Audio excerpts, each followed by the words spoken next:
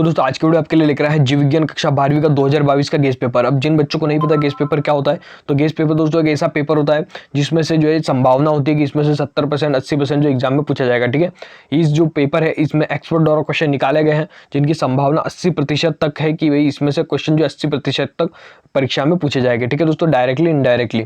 ठीक है, तो चलिए वीडियो स्टार्ट करते हैं। और ये जो पेपर है माध्यमिक शिक्षा मंडल भोपाल द्वारा जारी पैटर्न पर निकाला गया है। तो इसमें जितना भी आपको क्वेश्चन पूछे जा रहे हैं वो उसी चैप्टर से उसी टॉपिक से पूछे जा रहे हैं जिस टॉपिक से आपको जो एग्जाम में क्वेश्चन देखने को मिलेंगे। ठीक है दोस्तों, तो अगर आप इस क्वेश्चन पेपर कर लेते हैं तो आपका जो व्यर्थ नहीं जाने वाला है। ठीक है, तो यहाँ पर देखिए सबसे पहले सही विकल्प शुरू करते हैं। अलैंगिक जनन में जनकों की संख्या कितनी होती है दोस्तों? 1 होती है। ठीक है, अब अलैंगिक जनन है तो खुद ही सब करता है। ठीक है, तो अलैंगिक जनन में जनकों की संख्या कितनी होती है? 1।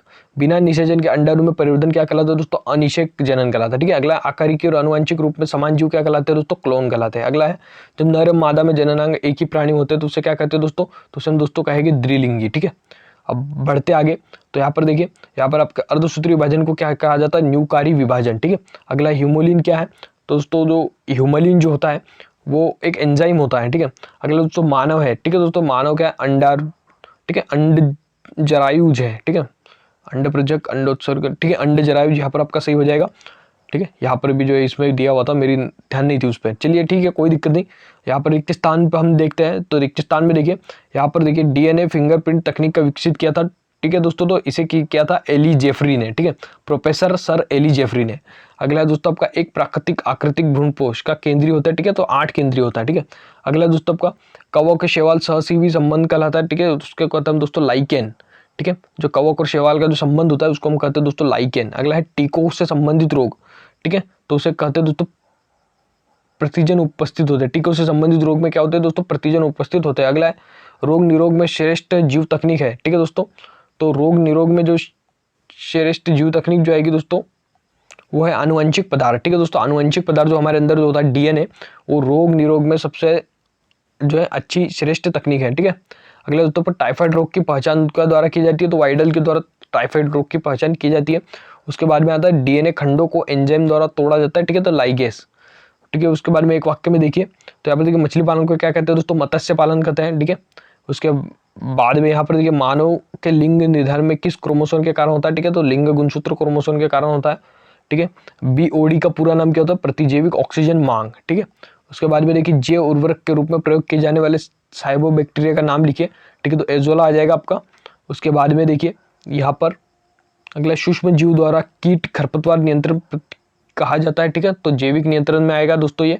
उसके बाद में देखिए मानव इंसुलिन कितनी पॉलीपेप्टाइल श्रृंखलाओं का बना होता है? ठीक है दोस्तों, तो 2 पॉलीपेप्टाइल श्रृंखलाओं का बना होता है मानव इंसुलिन। ठीक है, अगला मानव जनसंख्या का अध्ययन कहलाता है। ठीक है, जनसांख्यिकी कहलाता है। ठीक है, और यहाँ पर सही जोड़ी का मिलाव देखिए आप, अग्नाशय। दोस्तों जो अग्नाशय रहेगा उसका आएगा आपका इंसुलिन, क्योंकि अग्नाशय के अंदर इंसुलिन निकलता है दोस्तों अपने। ठीक है, उसके बाद में ऊर्जा प्रवाह। ठीक है दोस्तों, जो ऊर्जा प्रवाह का आएगा वो आएगा दोस्तों यहाँ पर आपका ठीक है दोस्तों, ऊर्जा प्रवाह का आपका यहाँ पे 10% का नियम आएगा। ठीक है, तो उसके बाद में मनुष्य क्या है दोस्तों? मनुष्य क्या है? उपभोक्ता है। ठीक है, उसके बाद में 100% प्राथमिक जो स्पेरेटिसाइड। ठीक है दोस्तों, तो इसका हम ढूंढ लेते क्या आ सकता है, तो इसका दोस्तों 400 शुक्राणु आएगा। ठीक है, उसके बाद में देखिए मलेरिया रोगाणु जो होता है दोस्तों, मलेरिया रोगाणु काय के द्वारा फैलता है? प्लाज्मेडिया के द्वारा। ठीक है, तो मलेरिया रोगाणु को प्लाज्मेडिया आ जाएगा। और अगला आता है आपका कैंसर। ठीक है दोस्तों, कैंसर जो होगा वो अगले दोस्तों क्वेश्चन आंसर्स। ठीक है दोस्तों, क्वेश्चन आंसर्स भी उतने कठिन नहीं है। यहाँ पर देखिए सबसे पहले मैं आपको स्वपरागण परपरागण और लैंगिक अलैंगिक जनन में यहाँ पर अंतर पूछा गया है। दोनों में से एक ना एक अंतर आपको एग्जाम में जरूर देखने को मिलेगा।